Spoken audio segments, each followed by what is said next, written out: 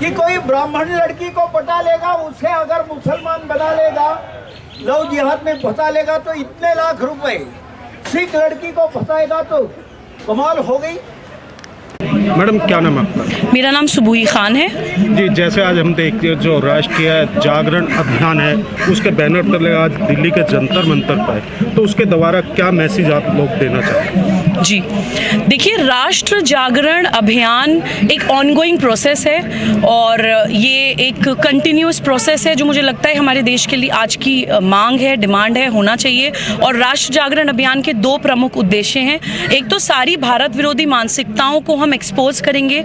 भारत के 135 करोड़ लोगों को पता होना चाहिए कि देश के खिलाफ क्या एजेंडा चल रहा है और कौन कौन से नामों से प्रत्यक्ष अप्रत्यक्ष तौर पे हमारे देश को तोड़ा जा रहा है। उन सारी एंटी नेशनल फोर्सेस को एक्सपोज करना एक उद्देश्य है। दूसरा उद्देश्य है कि हमारे भारत में राष्ट्रीयता की या देश प्रेम की कोई कमी नहीं है, लेकिन वो बटी हुई है। हम वो जो एकता और अपना वो जो एक कलेक्टिव कॉन्शियसनेस, एक कलेक्टिव पावर भूल गए हैं, उसको एकता का मैसेज पहुंचाने के लिए भी अभियान है कि देश में कहीं भी कुछ गलत होगा तो हम लोग सब लोग मिलके, अगर कश्मीर में कुछ गलत होगा तो कन्याकुमारी से आवाज़ आनी चाहिए, अगर बंगाल में कुछ गलत होगा तो दिल्ली से आवाज़ आनी चाहिए। उस कलेक्टिव पावर को जागृत करना जो कहीं ना कहीं सो चुकी है, ये एक दूसरा प्रमुख उद्देश्य है राष्ट्र जागरण अभियान का। तो कैसे जनता को आप जागरूक करेंगे, कैसे एकजुट करेंगे इसके लिए? देखिए, जैसा मैंने बोला, ये कोई धरना या प्रदर्शन नहीं है कि हम यहाँ आज बैठ गए और आज यहाँ से उठेंगे तो करके ही उठेंगे। ये एक अभियान है, ये एक ऑनगोइंग प्रोसेस है। और आपने बहुत अच्छा सवाल पूछा कि कैसे करेंगे। हम यूनिवर्सिटी कॉलेजेस में जाके मोटिवेशनल सेशंस लेंगे, हम नेशनल मीडिया के द्वारा या प्रिंट मीडिया के द्वारा आर्टिकल्स लिखेंगे। एक राष्ट्रवादी अधिवक्ताओं की एक टीम तैयार हो रही है जो राष्ट्र से जुड़े मुद्दों पर लीगल वे में फाइट करेगी। और जितने भी समाज में कुछ वर्ग ऐसे हैं जिनको वामपंथी विचारधाराओं ने या राजनीति करने वालों ने तोड़ दिया है कि आप तो वंचित हैं, आप तो शोषित हैं। नो डाउट शोषण होता है समाज में, लेकिन कुछ लोग उन लोगों को उठाने के बजाय उनके जख्मों पे मक्खियों की तरह भिनभिनाने का काम करते हैं। तो उन लोगों तक भी पहुंचकर उनकी समस्याएं हम सुनेंगे और हम उनको बताएंगे कि ये सिर्फ राजनीति के कारण आपको तोड़ा जाता है, चाहे वो धर्म सत्ता हो, चाहे वो राज सत्ता हो। तो इस तरह से एक अवेकनिंग हम समाज में फैलाएंगे। This is an ongoing process. और कहीं भी अगर कुछ गलत होगा, जैसे अभी हम देख रहे हैं कि लव जिहाद का टॉपिक चल रहा है देश में, निकिता तोमर को हरियाणा में गोली मार दी जाती है। और अभी मैंने देखा था कि अंजना तिवारी लखनऊ में विधानसभा के सामने एक लड़की अपने अंदर आग लगा के जल जाती है। दोनों ही लड़कियां लव जिहाद की पीड़ित हैं। दोनों ही लड़कियां अपनी अकेली लड़ाई लड़के अपनी प्राण त्याग दिए। कहीं पे हम 10 लोग 5 लोग जमा हो जाते हैं, कहीं पे हम 2-4 लोग जमा हो जाते हैं, तो वॉइस को इतनी पावर नहीं मिल पाती। तो मुझे लगता है कि हम लोगों को मिलजुल के एक इशू पे पूरे जन समर्थन के साथ आवाज़ उठानी पड़ेगी। और एक अहम मैसेज मैं और आपके चैनल के माध्यम से देना चाहती हूँ कि देखिए, आज का प्रमुख मुद्दा लव जिहाद है, लेकिन ये कोई सरकार के विरोध में कोई प्रदर्शन नहीं है। ये सरकार के लिए समाज सत्ता का समर्थन है। हम जानते हैं कि बहुत सालों बाद हमारे देश में एक राष्ट्रवादी सरकार आई है, लेकिन मेरा ये मानना है कि अकेले माननीय नरेंद्र मोदी जी हम लोगों के लिए कहाँ तक लड़ेंगे। हम ये उम्मीद करते हैं 135 करोड़ लोगों का भार, हम बोझ उनके कंधों पर डाल दें, जो कि वो बखूबी निभा रहे हैं, लेकिन हम लोगों को उनका साथ देना चाहिए। सरकार के प्रति हमारा विश्वास नहीं है, ये सरकार के प्रति हमारा विश्वास है। ये कोई विरोध नहीं है, ये अनुरोध है।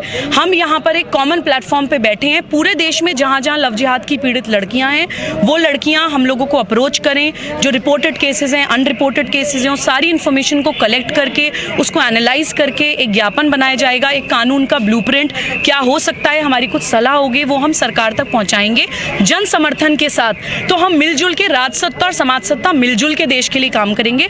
ये एक प्रमुख हमारा उद्देश्य है। मैडम, जैसे आपने कहा कि जितनी भी महिलाएं या लेडीज जो भी है जिनके साथ ऐसा हो रहा है वो आपसे संपर्क करें, मगर कैसे संपर्क करें, कहाँ पे संपर्क करें? जी देखिए, मैंने एक अपने सोशल मीडिया प्लेटफॉर्म पे भी अपनी ईमेल आईडी, अपना कॉन्टैक्ट नंबर सब दिया हुआ है। जितने भी लोग इस अभियान से जुड़ना चाहते हैं, स्पेसिफिकली लव जिहाद के जो ज्ञापन हम बनाने जा रहे हैं उसके लिए अपना समर्थन देना चाहते हैं, कुछ भी डेटा इन्फॉर्मेशन डॉक्यूमेंट्स या रिसर्च हमारे साथ शेयर करना चाहते हैं, उसके अलावा एक प्रेस रिलीज हमने तैयार करी है जिसमें सारी इन्फॉर्मेशन है। अभियान आपने चला, बड़ा अच्छा अभियान है कि एकजुट करना सभी को। इसमें आप नौजवानों को सबसे पहले लेंगे या सभी वर्ग के, सभी उम्र के लोगों को जोड़ेंगे? देखिए, क्योंकि आजकल नौजवानों का जमाना बोला जाता है कि नौजवान जहाँ हैं सब कुछ वहीं हो रहा है। राजनीति में भी अगर जाते हैं कहते हैं जो बेटे कहते हैं उन्हीं के हिसाब से आजकल वोटिंग भी होती है। जी जी जी जी बिल्कुल।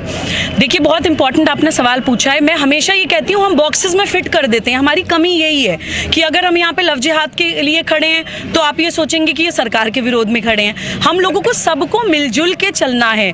जैसे कि युवा शक्ति इस देश के लिए ज़रूरी है, ऐसी बड़े बुजुर्गों का आशीर्वाद, उनका तजुर्बा भी ज़रूरी है। तो इसमें हम सभी लोगों को जोड़ेंगे। इसमें महिलाएं भी जुड़ेंगी, इसमें पुरुष भी जुड़ेंगे, इसमें मुसलमान भी जुड़ेगा। ये ऐसा नहीं है कि इस्लाम के विरोधी या मुसलमान के विरोधी है।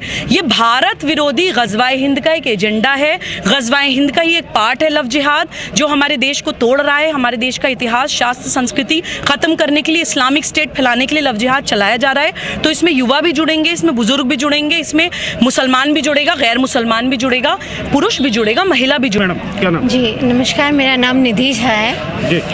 आज हम अपने इस मंच से, राष्ट्र जागरण अभियान के मंच से आप सभी के सामने सबसे पहले जितनी भी भारतीय महिलाएं हैं जो घर को चलाती हैं, घर को संचालन करती हैं, उन सभी से आग्रह करेंगे कि आप भी अपनी आवाज़ हमारे इस संस्थान के द्वारा, इस मंच के द्वारा हम तक लाएं, क्योंकि आप ही हमारी शक्ति हैं। हमारा भारत नारी सशक्तिकरण का सबसे बड़ा उदाहरण है और यहाँ पे आज नारियों को इस तरीके से दबा के रख दिया गया है कि यहाँ पे आज कुछ भी कहने के लायक हम बिल्कुल नहीं रह गए हैं। इसीलिए सबसे पहले हमने इसी टॉपिक को उठाया है, इसी मुद्दे को उठाया है, ताकि हम अपनी नारियों को, जो हमारी सबसे मूल शक्ति हैं, जो हमारी माँ भवानी है, हम जननी हैं, हमारी जननी है, दाता हैं, उनको हम आवाहन करना चाहते हैं और उनसे हम यहाँ पे अनुरोध करना चाहते हैं कि वो आएँ, हमसे जुड़े, भारी मात्रा में जुड़े और सभी जितने भी वर्ग हैं यहाँ पे, सभी से हमारा यही आग्रह है कि वो आएँ और हमसे जुड़े।